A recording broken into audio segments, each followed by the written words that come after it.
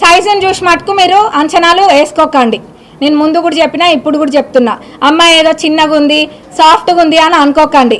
మీరు ఎవరేం చేస్తుండ్రో అన్నది చూస్తూనే ఉన్నా, కానీ ఎక్కడ రియాక్ట్ కావాలో అక్కడనే అవుతాం. అంతేగాని చిల్లరతనానికి పోయే బుద్ధులు అయితే లేవు. మీరు ఎంత చిల్లరతనం చేసుకుంటే మీ దుకాణం మీరే బయట పెట్టుకుంటున్నారు, దానికి మాకు ఎటువంటి ప్రాబ్లం లేదు. ఒక హుందాగా పద్ధతిగా నా పనులు ఏందో, నా డెవలప్మెంటల్ వర్క్స్ ఏందో, పార్టీ ఏందో చూసుకుంటూ నేను ముందుకెళ్తా. ఇది డెవలప్మెంట్ పక్కన పెడితే మీకు అంత అత్త కోడళ్ళ సీరియల్ ఎక్కడైనా కావాలంటే చెప్పండి, నేను ఎవరితోటైనా మాట్లాడి మరి మీకు అంత ఎంటర్టైనింగ్ ఉండాలంటే సీరియల్ ఎక్కడైనా తీపిద్దాము. నేను చూడనంతగానో అందరు అంటూ ఉంటారు అత్త కోడళ్ళ సీరియల్ బాగా ఇంట్రెస్టింగ్ ఉంటాయని. అందుక మీరు ఊకే మా ఎంబటి పడుతుండ్రు అత్త కోడళ్ళని. ఆ ముందు కూడా చెప్పినా కదా, మీకు అంత సినిమా సీరియల్ కావాలంటే, వేరే ఏమైనా ఎపిసోడ్లు కావాలంటే నేను ఎక్కడైనా అడిగి కనుక్కొని ఇంట్రెస్టింగ్గా ఎంటర్టైనింగ్గా ఇట్లా ఎంటర్టైనింగ్ ఉండేటట్టుగా ఎక్కడెక్కడ ఉంటాయో అందరి ఇళ్లలో నేను ఇన్ఫర్మేషన్ తీసుకొని కావాలంటే ఒక్కొక్కరి ఇంట్లో ఒక్కొక్క ఇంట్రెస్టింగ్ విషయం తీసుకొని మీకు ఇస్తా. అత్త కోడళ్ళు అంటే మీకు అంతా ఇదిగుందా?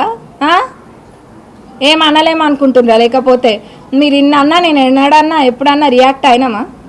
అనుకోండి, ఇంకా కూడా అనుకోండి. నేను ఒక్కటే అనుకుంటా, మీరు ఎంత చెడు చేస్తే నాకు ఆ దేవుడు అంత మంచి చేస్తాడు. చెయ్యండి, ఎంత చేయాలనుకుంటున్నారో చెయ్యండి.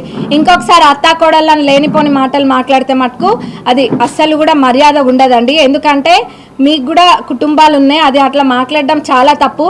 ఒకళ్ళ ఇంట్లో కావాలని తొంగి చూసి అక్కడ ఏం లేనిది కూడా ఊహించి ఒక సినిమాటిక్ విధంగా ఏదో చిచ్చు రేపే విధంగా మాట్లాడితే మన అందరికీ కూడా కుటుంబాలు ఉన్నాయి. ఎప్పుడు కూడా ఎన్నడూ కూడా వ్యక్తిగతంగా మిమ్మల్ని ఎవరిని కూడా నేను ఎన్నడూ కూడా అనలేదు.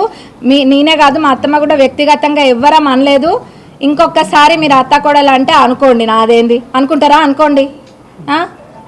నేను క్లారిటీ ఇవ్వడం నా బాధ్యత కాబట్టి ఇస్తున్నా. మీరు అనుకుంటారా? ఇంకా అనుకుంటే జనాలు మిమ్మల్ని జోకర్ల లెక్క చూస్తారు.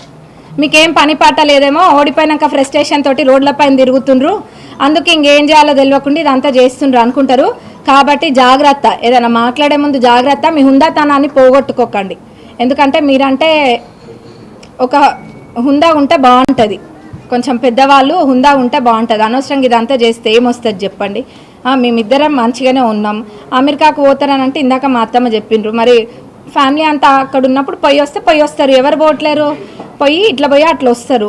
అంతేగాని పాలకుర్తి ప్రజలు ఆనాడు వచ్చింది పాలకుర్తి ప్రజల కోసమే, ఈరోజు ఉండేది పాలకుర్తి ప్రజల కోసమే. ఖచ్చితంగా కార్యకర్తల్ని, అట్లనే మా కాంగ్రెస్ పార్టీ కార్యకర్తల్ని లేనిపోని వాటికి గురి చేస్తే మటుకు అస్సలు ఊకునేది లేదు.